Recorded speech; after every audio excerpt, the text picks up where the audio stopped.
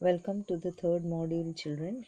There are two more functions of political parties to be discussed, that is shaping public opinion and access to government machinery and welfare schemes. Now listen to the explanation of shaping public opinion. The political parties, they raise and highlight issues. You have seen that parties have lakhs of members and activists that are spread all over the country.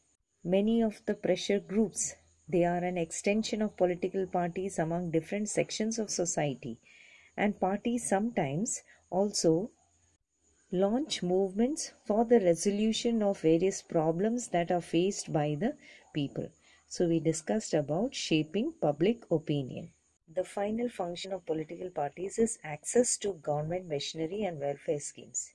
If you're taking an ordinary citizen, it is very easy for the ordinary citizen to approach a local leader than a government officer, and that is why they feel close to the parties even when they do not fully trust them. Parties, they have to be responsive to the people's needs, to the people's demands also. Understood now? So we studied just now what are the main functions of political parties. First one, to contest elections. Secondly, forming policies and programs.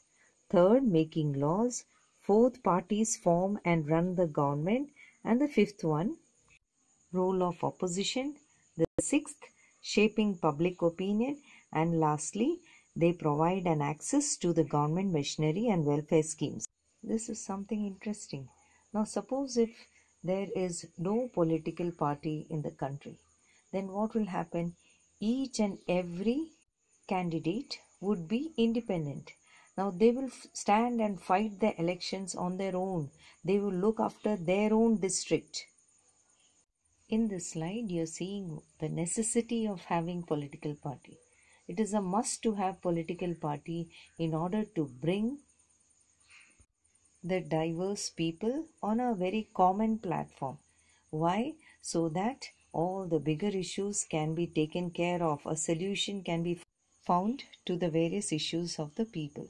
So in the absence of political parties, every candidate will be independent. So no one will be able to make any promise to the people about any major policy changes. Now all these elected representatives, they will be accountable to their constituency for what they do in the locality, but no one will be responsible for how the country will be run. You see, our country is having representative democracies. So all the political parties will definitely fulfill the needs of every representative government. So what we must understand is that the parties are necessary conditions for democracy, and we are having a multi-party system.